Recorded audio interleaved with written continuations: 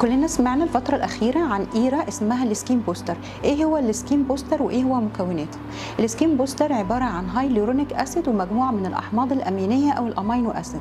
الهايلورونيك الأسيد اللي موجود في السكين بوستر بيبقى نون كروس لينكد، يعني ما بيعملش فوليوم، لكن وظيفته إن هو بيعمل ليفتنج وبيعمل على تحفيز إنتاج الكولاجين وترطيب عميق للطبقات الداخلية من البشرة.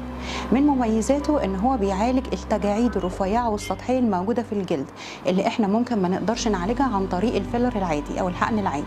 الامينو اسيد اللي موجوده في السكين بوستر بتعمل على ترطيب عميق للبشره واعاده انتاج الكولاجين وبيدي البشره حيويه ونضاره. نتيجه السكين بوستر بتبدا نلاحظها من اول اسبوع لخلال شهر، غالبا بنحتاج لجلسه تانية بعد شهر عشان نوصل للنتيجه المطلوبه. من اهم مميزات السكين بوستر ان احنا نقدر نحقنه في التجاعيد الموجوده في الايدين او عن منطقه الديكولتيه او منطقه الرقبه.